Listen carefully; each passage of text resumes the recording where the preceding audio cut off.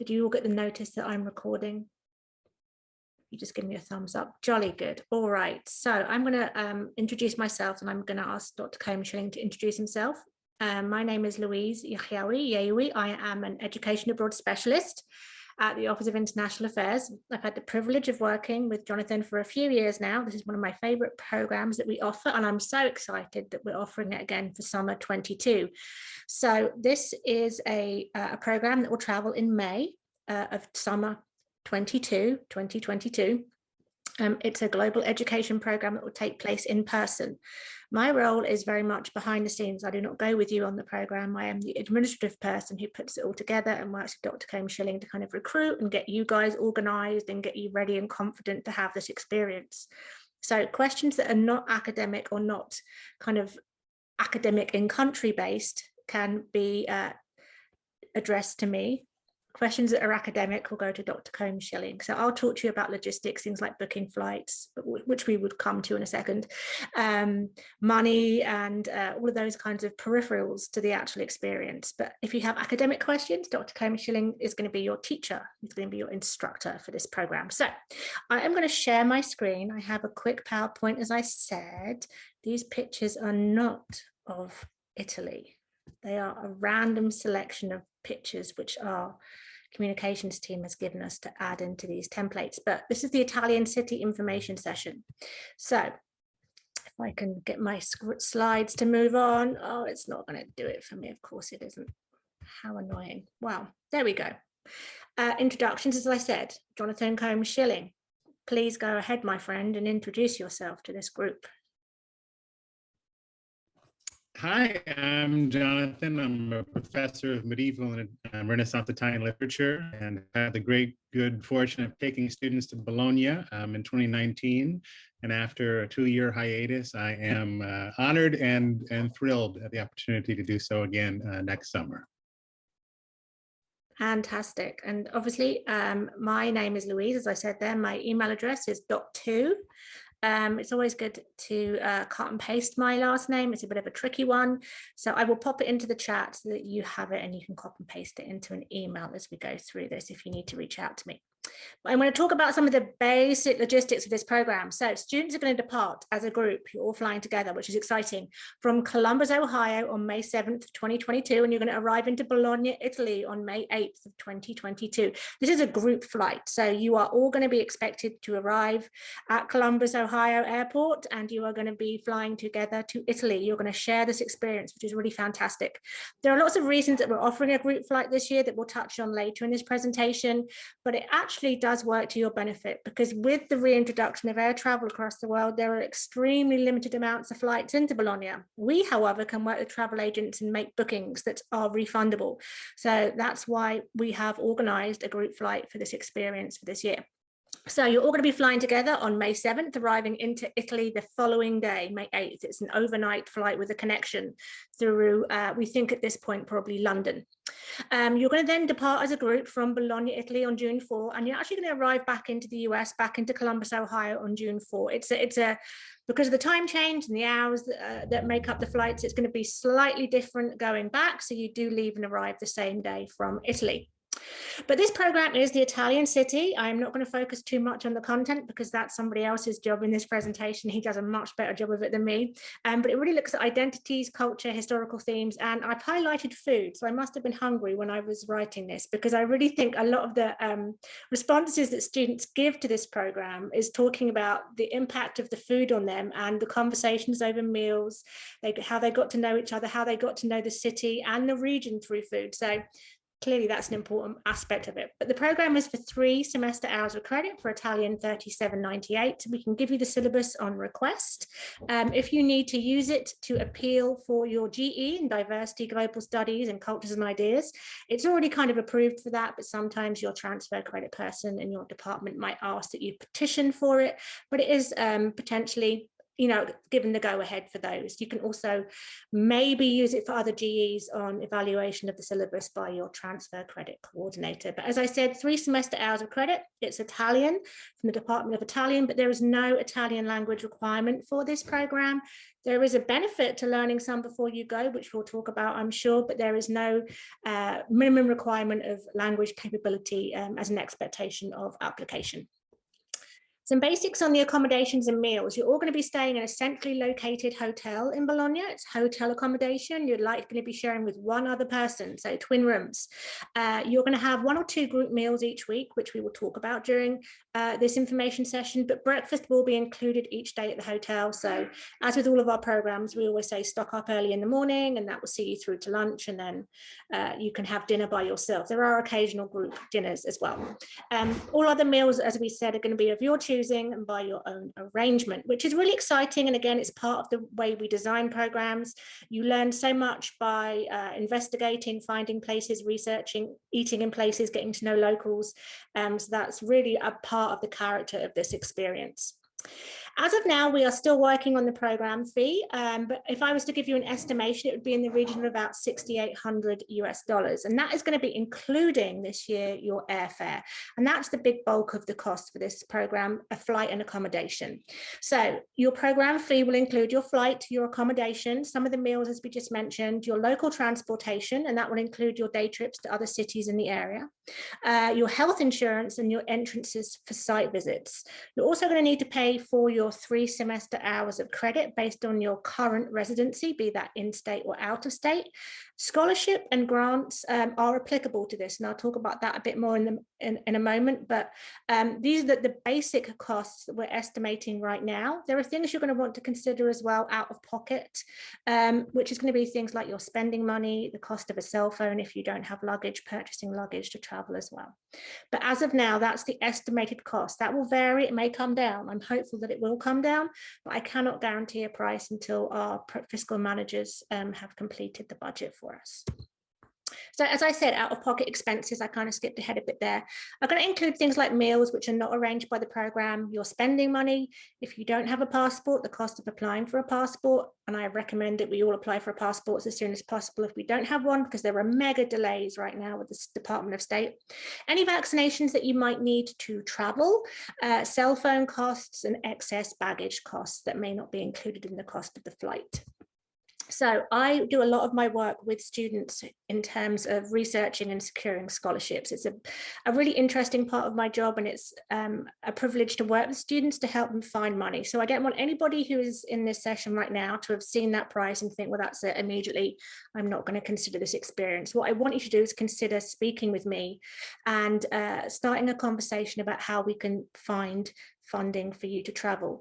The great news is that OSU has a really huge investment in international education, and through that there are various and a very large amount of scholarship funds available through different offices like the Office of International Affairs, Office of Diversity and Inclusion, undergraduate grants and scholarships, fellowships and research.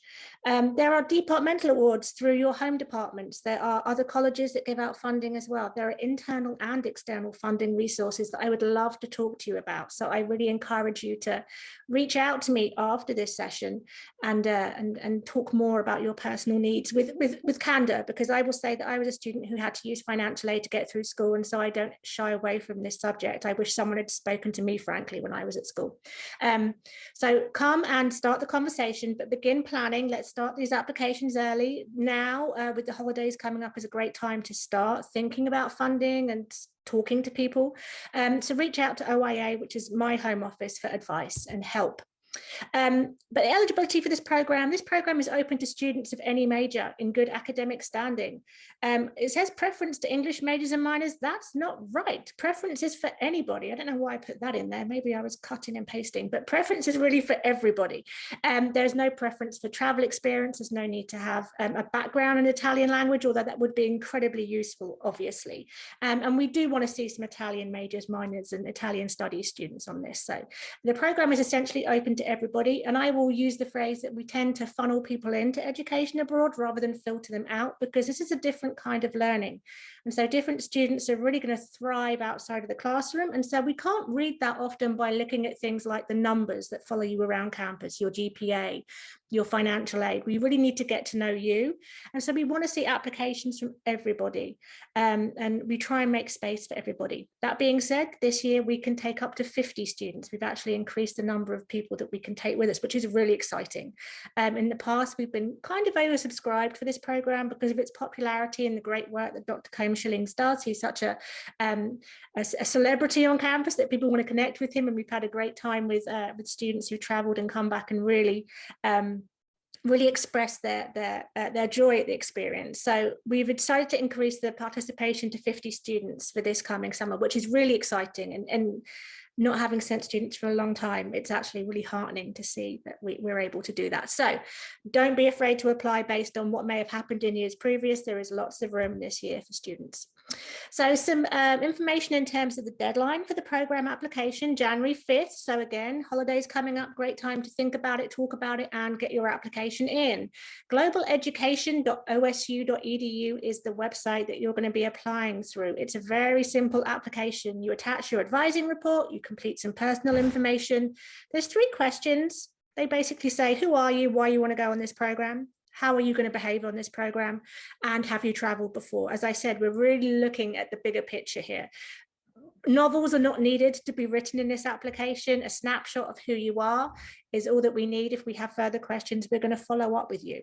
But you're going to pay an application fee of $150. That tells us that you're serious, that we should go ahead, start booking these flights, start buying these hotel rooms, start preparing for this program to happen. And then once you've done that, we consider your application complete. You just need to hit the submit button. Students often forget to do that. We're hoping that we'll have all decisions relayed to students by January 15th of 2022, determining their status. COVID-19, I have to add this slide in because unfortunately we're still living through this pandemic, but we recognize that there's continued uncertainty due to travel, around travel, due to the pandemic. We're monitoring everything closely through our various professional health and safety resources. All programs are directly assessed for viability. We're proceeding cautiously with plans for summer 22. I'm very hopeful, but final decisions regarding travel are expected on and around January 29th, which is why we're actually including the group flights, that you are not out any money if programs are cancelled. We're really trying to make this as financially secure for participants this year as we possibly can. So that's why another of the reasons we've decided to change some of the travel logistics with this experience. But I am going to probably actually save questions for the end, and I'm going to hand over to Jonathan because his is much more interesting than mine, and I want him to have as much time as possible. So I'm obviously going to stick around. I'll probably I'm going to mute myself because, you know, I don't need to be talking anymore, and Jonathan will take over from here. Thank you. Wonderful, Louise. It is always such a joy to collaborate with you. Let's see, can you enable me to share screen? If I can work out how to do that. I am still, can you believe, 2 years in? I'm going to make you a host. And I will begin by saying I truly am so delighted to see a few old friends. So great to see you, Sam, and a few other former students whom I have had the honor of teaching in a Zoom room like this, and the prospect of getting the chance to once again cross the Atlantic for a joyful adventure together buoys my heart and my spirits. We all deserve it after this period of COVID sequestration. And so I'm going to talk a bit about what the Italian city is. I am absolutely delighted to do so. I come to you from the French and Italian department, where I'm a professor of Italian literature, in particular of medieval and Renaissance Italian literature, though my interests vary across the historical spectrum. And we do have a firm commitment to the transformative effect of learning about travel, even in an Ohio State classroom, but especially about having the chance to engage with life-changing travel through trips abroad. So what is the Italian city? I am presenting it to you first and foremost as a class. It is a 4-week GE class that, as Louise mentioned, would account for either diversity, global studies, or culture and ideas. And I gotta say, it's a pretty fun class. So I'm gonna start off with just a couple words about what we would be studying. First off, Italian cities are thrilling because there are just so many of them. Take a look at this map, my friends, and we see what the Italian peninsula looked like about 700 years ago. At that time, 4 of the 5 biggest cities in all of Europe were on the Italian boot, south of the Alps and between the Italian seas. And don't picture, even though it's 700 years ago, that these are just cities by the standards of the day with, cows in the middle of town. No, these were astonishing cities. This is a diorama recreation of one of them, one that we'll actually get to know very well, with medieval versions of skyscrapers that bespeak the amount of economic and cultural and educational energy that these cities contained. So one of the reasons they're fun to study is that, again, there are so very many of them. And there were roughly 400 different cities in northern Italy, of varying sizes, some closer to 20,000 people, but a few of them, again, the biggest in Europe, around 100. And so that is one thing that gets me excited. There are all of these fascinating and thrilling cityscapes to explore. But the real reason that the Italian city as a cultural theme, as a course topic, is exciting is for this one reason. It is a situation where Italy teemed with cities, but there was no single administrative city. Now, what is an administrative city? All of you, at least passively, know because we live in one, right? Columbus, Ohio is the state capital, an administrative city that has a degree of control over the other cities and villages of Ohio. And of course, Washington, D.C., an administrative city over them all in the United States of America. But in the case of Italy, it's one of the few times in the history of human society that there was a flourishing of cities without a single administrative city saying, this is the way things are going to go, right? In 99.9% of the history of cities being built, either they don't get built and you have hunter-gatherer or other forms of rural agrarian economies, or you have cities, but there is one city that has a gravitational pull that organizes the others around it. And in Italy, that didn't happen. And the fact that it didn't happen makes Italy a very exciting place to explore, because each of these cities, to a certain extent, was its own administrative city. There were centers of gravitational pull, right? You could think of Naples. Naples was a city that said what was going to happen in southern Italy, the area to the red down there. Venice, the fabulous and beautiful and majestic and magical Venice, controlled parts of course, the entire Venetian lagoon, that beautiful aquacious half land, half water cityscape. As well as a variety of things on the shore, but had colonies across the Eastern Mediterranean and the Black Sea. These were ambitious and consequential cities, but each of them was jockeying for control. Each of them was trying to say, hey, I want to say how things are going to go. And in that fruitful and thrilling flux between these different city pulls, Italy became a place quite unlike any other. And so as you travel from one city to another, even today, the language changes a bit. The cuisine changes a bit. The architecture changes a bit, even in the distance between us and Cincinnati. Imagine Cincinnati have a different dialect than we do, and a different cuisine than we do. It is a thrilling place to examine what cities mean. And so the course itself is, I think, a fairly exciting one. And if you don't mind, though I enjoy speaking, I also really enjoy having a dialogue with students. So Sam, it's been a semester since I put you on the spot, dear friend. Would you mind reading a bit of our course description? Yeah. Do you want me to just read off the slide? Okay. Yeah, please. No, that's and fine. Great Yeah. to see you. It's great to see you. It's been a while. This course uses cities to examine the cultural history of Italy and history to unlock the communal and individual pasts of an Italian city, Bologna. Few places have been so utterly transformed by their urban centers and interurban networks as has the Italian peninsula, which boasts an astonishing variety of cities that, all through their fertile and at times combative interaction with one another, have shaped the dramatic arc of Italian history and gestated sociocultural phenomena that have had a global reach. In this course, we study the history of the Italian city to examine how it has acted as a crucible for the production of economic and intellectual exchange, political and artistic experimentation, scientific breakthroughs, and richly layered forms of cultural identity. Thank you so much, Sam. Great to hear you read again. So, let's see, let's try somebody who I haven't yet had the pleasure of meeting. Clay, would you mind picking up where Sam left off? Yeah, sure. Thank you. Bologna will be our case study. This site of the oldest European university and one of the oldest laws abolishing slavery. Its medieval past is made pliable with every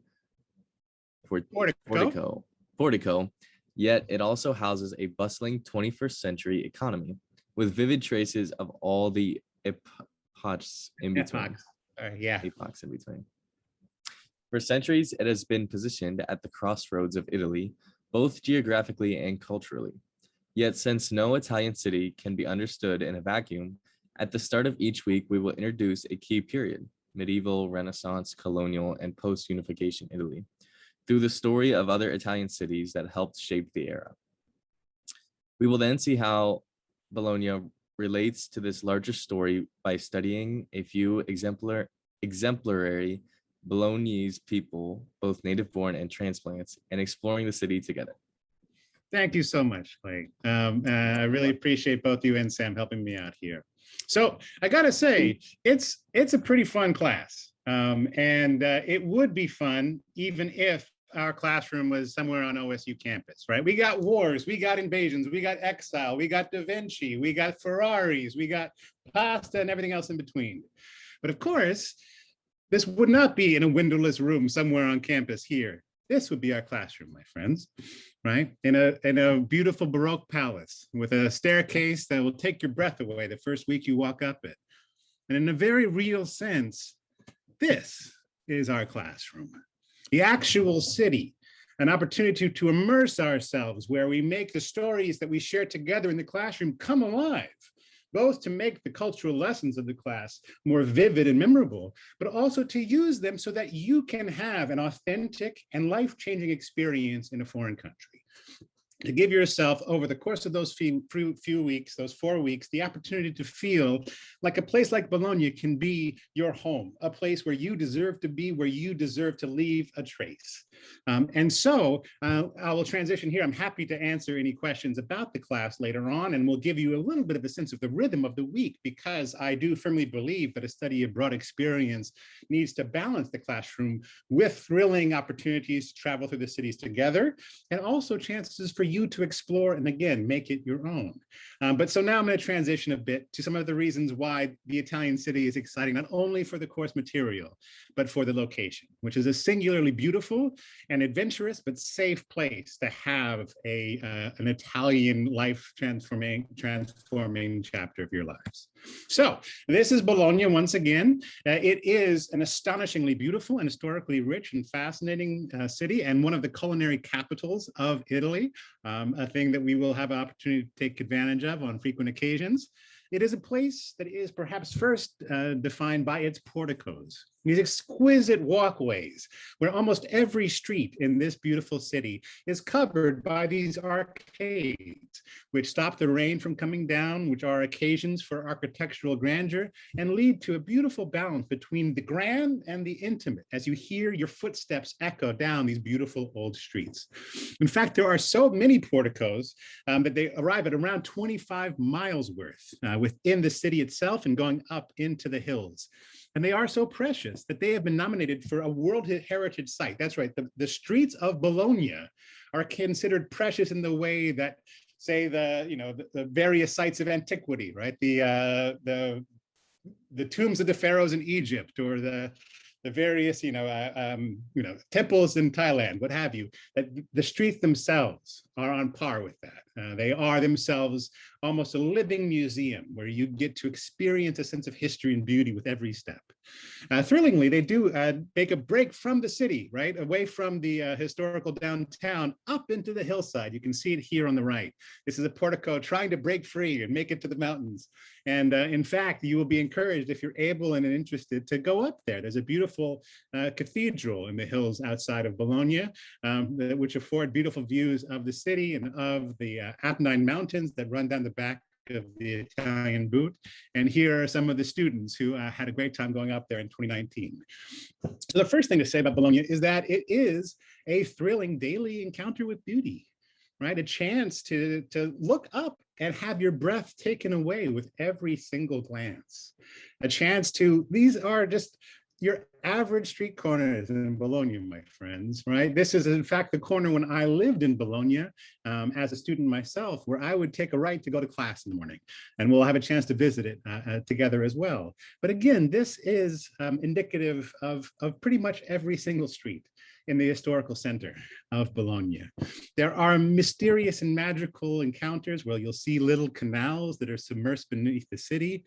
You will see astonishing towers, of which there used to be hundreds, and now there are only 2 that loom large over the horizon, but loom large do they ever, and you can use them to orient yourself as you get your bearings in a thrilling but very novel landscape. It is a place, again, where you will have access to a kind of history and beauty that for those of us who grew up in the United States is truly awe-inspiring. And you will also have access to a variety of different museums, which we'll take advantage of in terms of our classic shared experiences, but also you can go and enjoy by yourselves as well.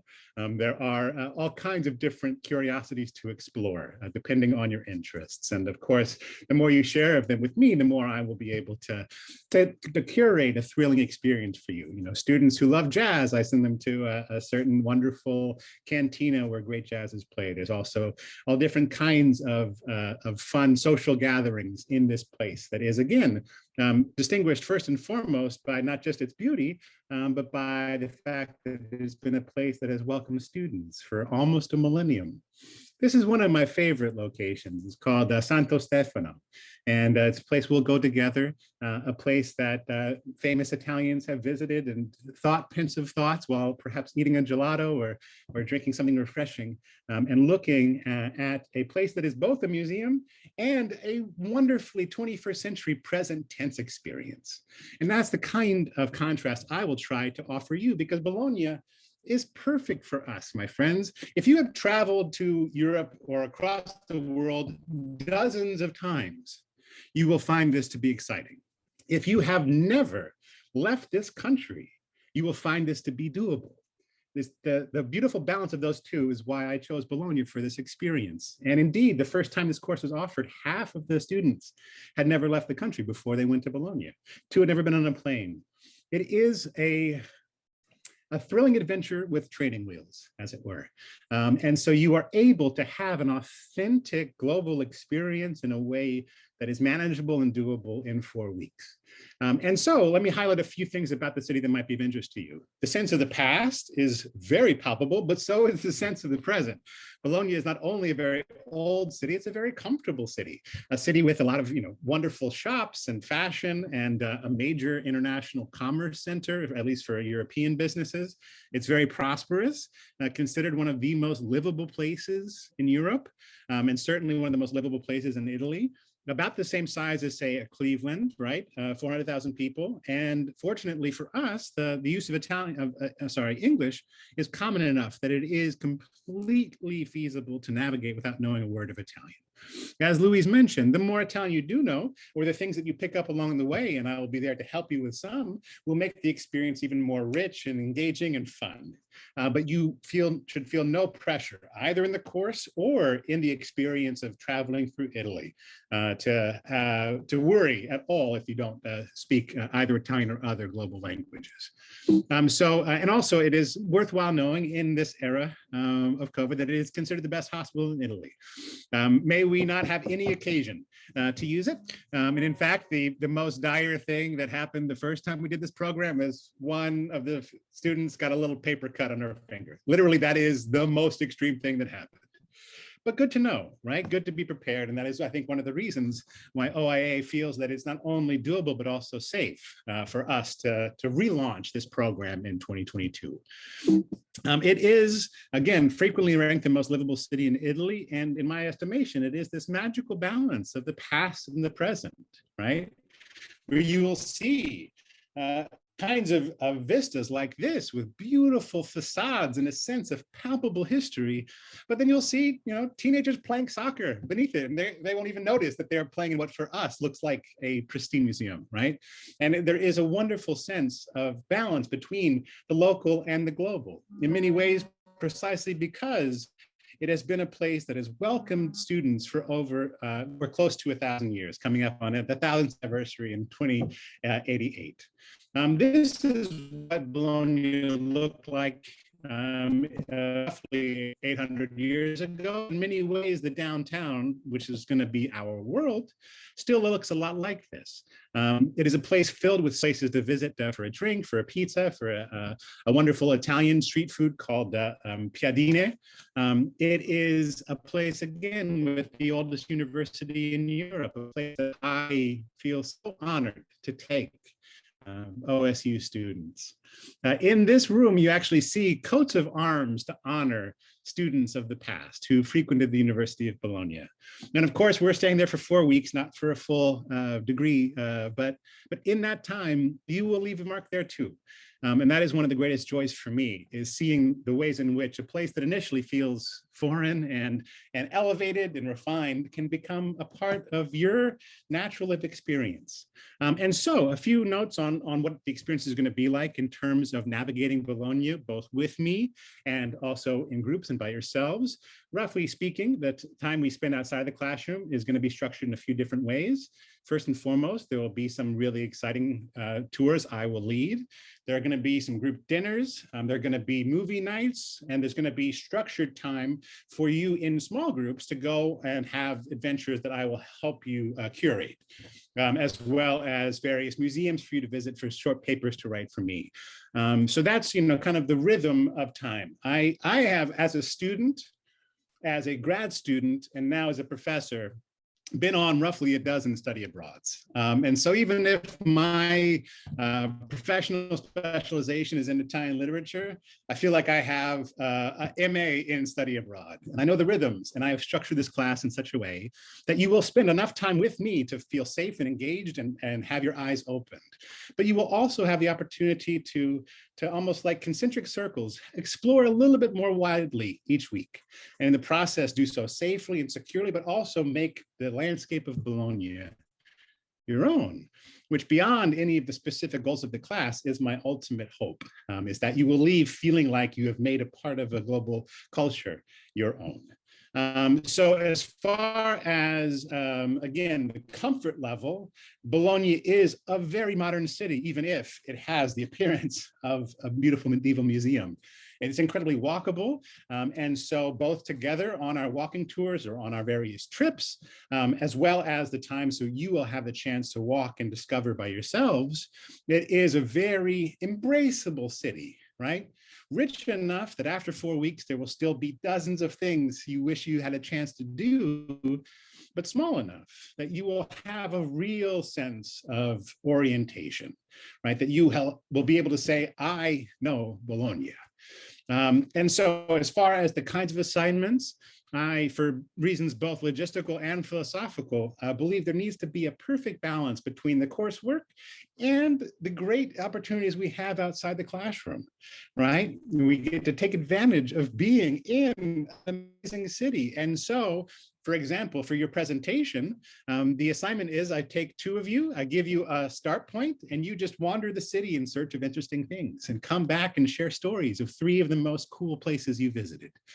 You'll have journal entries each week trying to process and ruminate and also turn the thrilling array of beautiful experiences into memories that you'll be able to recall later. And there are a few short papers that you'll be tasked to write, one of which will be a comparison between Bologna and other places we see, and one of which will give you the chance to go to a very special museum, which is already dedicated to you. It is a museum for students.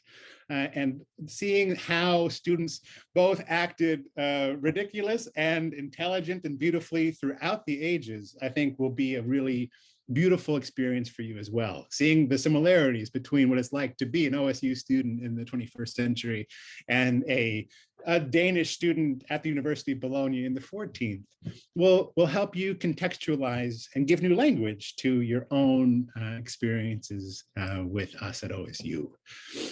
Just to give you a real sense of what a week might feel like, I'm going to quickly walk through just the basic rhythms of how I think a study abroad is best run, with a balance of time with me, time to process both the course material and the thrilling city by yourselves, and time together to have adventures and a real sense of community building. Because one of the best things about this program will be the kinds of friendships that you forge with each other. So this is what a week would look like. Classroom, kind of heavy on the first day to give us a firm foundation for the rest of the week, right? 3 hours on Monday with a break for lunch. That will give us a sense of shared language to then explore various things over the course of the coming days. But on Tuesdays, we're barely in the classroom at all. We pivot from the broad historical cultural context to a very brief but still engaging and exciting series of vignettes of lives and places in Bologna that illustrate the larger themes we were exploring the day before. And after that, we hit the road. And we walk through the city and find things that make those ideas come into three-dimensional vitality. Then we move away from learning about the history and culture to imagining cities through the lens of literature and film and other forms of the arts. And so that will give us a different kind of vantage point to not only learn about the Italian city through the ages, but for us to think about the exciting place of cities in our own lives and what kinds of cultural vitality they can afford us. And then from there, after our 4 days of study and adventure in Bologna, on Friday, we hit the road. We go to other Italian cities to both take advantage of the fact that in a short train ride, even like 40 minutes away from Bologna, we get to Florence, a little bit longer to Ferrara, a little bit longer to Milan, but all in thrilling day trips that will give us a sense of the, again, thrilling heterogeneity and variety and hybridity of Italian cities. And so that is, roughly speaking, how a week would go. To give you even maybe a little bit of a better sense, I'll just illustrate or tell a story about the first week, where we'd be studying the Middle Ages, right? We have historical context on Monday, and then from there we go and find traces of that historical context in Bologna. For example, we will learn about the rise of Dominican and Franciscan orders, and then we go and look at this tomb of St. Dominic, right? If you ever heard of Dominican schools in America, right? This is where St. Dominic is buried, and where a person around your age started his sculptural artistic career. There is, I think, just out of sight, I'm sorry, my Zoom box is right over here. This angel there is by a certain young artist named Michelangelo, who started his sculptural career in Bologna. And so, again, the thrilling, but also very bookish ideas we explore together on a Monday come thrillingly to life on Tuesday as we wander the city. From there, we would try to approach the idea of medieval Italian city by way of stories. We would, for example, learn about Pope Boniface, the guy who exiled Dante, leading Dante to write the comedy, and go find this really eerie alien-like sculpture of him from the 14th century in the medieval museum in Bologna. And then we would read stories of the Black Plague, of the bubonic plague, that is, by the brilliant and wonderful and very hopeful author, Giovanni Boccaccio, who imagines a world where 10 Florentines gather together in Santa Maria Novella and decide to survive the pandemic by heading out to the countryside. And then the very next day, we would go to the same church where they met and get a chance to see the stories through a different lens by having lived direct experience of it. So that would be, roughly speaking, the way these weeks would go. You would then have opportunity to travel some on the weekends yourselves, and with, again, my guidance and in communication with me, both for safety, but also for tailored recommendations, depending on the things that make you most happy, so that it will be a wonderful investment of your time that you would spend with me on this thrilling adventure. So that is the kind of experience I will try to curate for you, both in the classroom and on the streets of Bologna and other Italian cities. And once again, for me, the far and away most moving thing, it will be the ways in which students who participate in the program begin it feeling like they are walking through a museum, and by the end, feel like Bologna is their own, that they have made this city a part of the ecosystem of their heart. And so that is what I have to say today. I'm sure you have questions both for me and for Louise, and we are here to answer them. but I am, as you can tell, giddy at the prospect of getting a chance to take wonderful OSU students to such a wonderful place once again. So thank you for listening, and I look forward to questions. Thank you, Jonathan. So students, you can either come off mute. You don't have to put your camera on if you don't want to, but the chat box is open, so you can post your questions in there. I would just say that I'm always so excited to hear about this program, because I really love when students come back and tell me all about it. And I love Jonathan's enthusiasm for it, but I really like Italy as an education abroad destination. I think there is so much more to Italy than the kind of pasta and gondolas that we hear about, and Bologna in particular as a city has relevance in so many ways in terms of our laws, our education system, our social constructs. So it's a really important place to visit. But if you have questions, speak now. I will put my email address in the chat. Oh, we have a question. If we wanted to travel somewhere on the weekend, would we have to pay for that ourselves, or is that included in the cost? Now you would, so the day trips on the Fridays are included. So that would be the transportation, that whatever experience you were going to have in Milan or Florence. But if you wanted to stay for the weekend, you would need to pay for that out of your own pockets. That would be your accommodation, whichever location you were going to stay in, your food expenses and so on. So that would not be something that we would be able to cover for you. That would be something that you would pay for yourself. A quick question about the return flight. Sorry, Jonathan, go ahead. Sorry, Frank, just to give you an idea though, let me see if I can bring it back up. No, I mean, remember the map with the hundreds of cities, right? So the first time I did this program, a number of people wanted to travel every weekend. I think that's a little bit too much, not only financially, but also in terms of just giving yourself a chance to catch your breath. Staying in Bologna for the weekend will give you the chance to really solidify a sense of making the city your own. But at the same time, there are financially and logistically super easy and magical day trips. You could very easily go to a different city on a Saturday and on a Sunday. So if you didn't want to have to pay out of pocket for a hotel fee, you would be able to have a really wonderful time just within, again, like a $10 train ticket to, say, Parma, where Parmesan cheese and prosciutto is from, and then come back to Bologna by dinner time, or to Ravenna, or to all these other different cities. Again, are so many to have a great deal of fun very close to Bologna without having to, while taking advantage of the fact that you have 4 full weeks of hotel rooms already paid for as a part of the program cost. So hope that it gives you a sense of some of the options you have. Thanks, Jonathan. Those were very good points. Yeah, there is a lot to explore, and there is something to be said for really getting to know Bologna well and giving yourself a break on the weekends, like doing the lazy Sunday, just not having to be on a train going somewhere else. There is something just to people watching a city, and that's something that I've missed during the pandemic. A quick question someone has about the return flight back. Would we be able to meet our families in Europe sort of flying back to Columbus at the end of the program? That's under review at the moment. It is a group flight, so there is an expectation that you would all be flying back together. There is some conversation possibly around waivers, but that is to be determined. We're basing this on this position that we're in right now with COVID.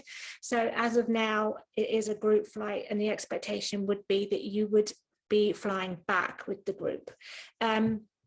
Let's have a look at the other questions that have come in. What is the likelihood of being accepted? How many people applied? Pretty high, I think, this go around in terms of being accepted, because we can take 50 students. So definitely that's a pretty good opportunity for students who are considering applying. I would not let the number of positions stop you from submitting an application. I would absolutely go ahead and submit. Do we have to have the COVID vaccine in order to go? I am going to always recommend and mirror what we say on campus, and that is that there is a requirement, unless you have an exemption for your vaccine, to travel beyond OSU. Though I have no control over what the Italian government says, and it is a recommendation for travellers for entry.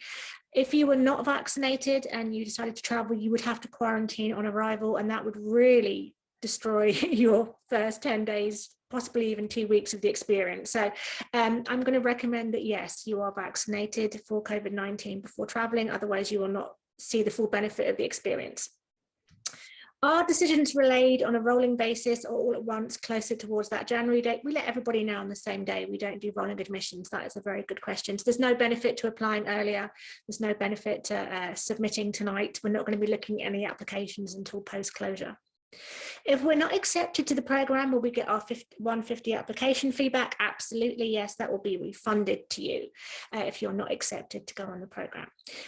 What do evenings look like? Is that just free time to explore the city? Yes. Jonathan, more on that question from you. Sure. So again, I think that the program strikes the right balance of time with me, both to learn a great deal about Italian culture and the city of Bologna, and also to feel safe because you are going to be suddenly halfway around the world, but also times by yourselves to explore and to process and to study, right? There will be some homework to do, some readings to finish. And so 2 nights of the week, you have some plans. There's a movie night where you all get together and watch a film that relates to what we're thinking about and studying that week. And one night we have a group dinner together as a kind of a culmination to our time in Bologna. And then you have the chance to go explore the places yourselves. I will show all of you a variety of places near the hotel to get situated. Bologna is a very, very highly regarded culinary city. And so you could go to a fancy restaurant every night, but thankfully, it is also a university city, which means that there's great food for next to nothing, right? Just you can imagine, like, you know, a nice balance between a fancy date down in the short north once in a while and lots of meals near campus where things are significantly less cost prohibitive. And so there are incredibly tasty and very reasonably priced dinner options too. In fact, I will take you to a supermarket. You won't have, you know, like a kitchen in your hotel room, but you will be able to, like, you know, go together and buy for very little some prosciutto and some mozzarella and some things like that, and have a variety of different options. And you will really get to know each other and care for each other as a community. And so yeah, that's how the evenings will be a balance of time together and in the groups of friends that you make to make sure that the city feels progressively more over the course of those few weeks like a place that you can call home. And yes, we do very much hope that the program will be offered not only in 2022, but also annually into the future. Exactly, yes. I think this is a bit of a flagship experience on campus. So we're very proud of this program and the work that Jonathan does with it. So I don't anticipate it going anywhere anytime soon. Are there other questions for us? As I said, this session is recorded. So, oh yeah, hi. Yeah, is that Morgan? Sorry, I just had a quick question about flights, if that's okay. Sure. So for flying out from Columbus, would there be a layover on the East Coast? No, there is. Well, yes, there will be. Sorry, there will be a layover. There will be a change somewhere on the East Coast. Yes, very likely. Most likely Atlanta, JFK, or Charlotte at this point. We are still determining the best flight options right now. Flights are incredibly complicated at the moment to book, reserve, and confirm. So that's why we're really trying to take the heat off you guys, because we are working so far in advance now with flights that are already super restricted, that if we asked you to book flights come January or February, the chances are there would be very few available, and we would all be struggling to find flights that weren't under $3,000 or $4,000. And I say that without exaggeration, we are seeing some insane prices right now. But yes, there would be, depending on the flight that we end up choosing, a stop on the East Coast somewhere, and then probably likely in London or Amsterdam, depending on the flight that we choose. Would it be possible to meet the group at the East Coast location? I'm just asking because I'm from the East Coast. So I know by the time the semester ends, I'll probably have packed up and gone home. So I'm just thinking logistically of like going back to Columbus to go back. Sure, the program starts in early May, so there is the possibility of extending your accommodation on campus, and the halls of residence on campus do offer a prorated nightly stay cost, so you could effectively stay in Columbus and fly with the group from John Glenn that way. But we can confirm once you're accepted into the program and once we've got the flights confirmed as well. So sit tight on that, and we can investigate more as we get closer to departure. Thank you so much. Sure. Thank you, Morgan. Other questions? I had a question about the class. Yeah. When I was looking at my GE requirements, this isn't one that fit in my major. But I remember you mentioned something early in the presentation about petitioning for it. Could you give me some more information on that? If it's not with my major, is there a way I can still get credit for it? Sure. Louise, you might know a little bit more about that. Yeah. So this is pre-approved as a GE for global diversity, culture, and ideas. That's already pre-approved. If you're going to be trying to petition for any other GE, so I think we had a student before, Jonathan, who petitioned for it to count as a literature class because of the readings. What you will do is Jonathan will be able to send you the syllabus, and then you can take that to the transfer credit coordinator or your academic advisor in your home department. And you can say, hey, you know, I'm going on this program, which is the syllabus, and I want to have it evaluated for completion for whatever GE you want to get. They'll review it and they will approve that for you. So it's not a terribly complicated process, and it's one that we help students do a lot. But what GE did you have in mind, or what class did you have in mind? Don't know if you can hear me, Clay. Yeah, I can hear you. I'm not sure. I wasn't sure. I haven't looked that far into it yet. Yeah, sure. But when you you're do, ready, I think there's a very good chance. Yeah.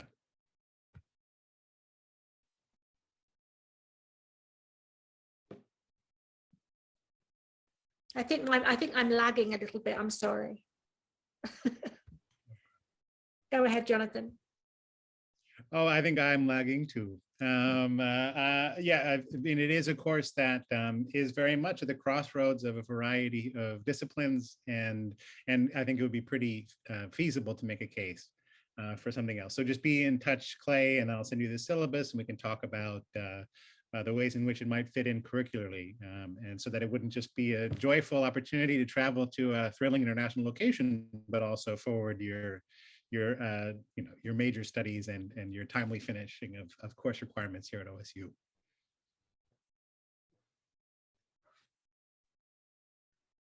Great. Yes, Sam. Yeah, hi. I asked this question about a year ago. I just don't remember the answer, and I did want to clarify. I took the virtual ItalianCity program 2 summers ago, and I just wanted to make sure that I'm still able to do this one, even though I took that. Is that possible, or? Absolutely. Absolutely, Sam. 100%. Great. And so some of the course description, since you've already done that, would be slightly different. I would be able to give you some different materials to build upon the experience you already had with me in the virtual classroom 2 years ago. Gosh, that's wild to think that it was 2 years ago. So yeah, absolutely. And indeed, it would be incredibly moving to have the opportunity to funnel those wonderful conversations in the heart of the pandemic now into an experience in the streets of Bologna itself. Definitely, yeah. Thank you. Thank you. Any other questions? As I said, I'm going to pop my email address into the chat so you can reach out to me directly. And I just want to kind of highlight again that I really do want to talk to you about funding, financial conversations, scholarships, grants, and so on. So do not be afraid to reach out to me with questions in that regard, and I'll guide you through the entire process, because I really want to see as many students as possible go on this year. So Jonathan, thank you so much. And likewise. So yeah, thank you so much, Louise. And thank you also very much for coming. Please do reach out to Louise and to myself. We'll be happy to answer questions, and I hope to see many of you apply and to be on the streets of Bologna with you in May of next year. Thank you, everyone.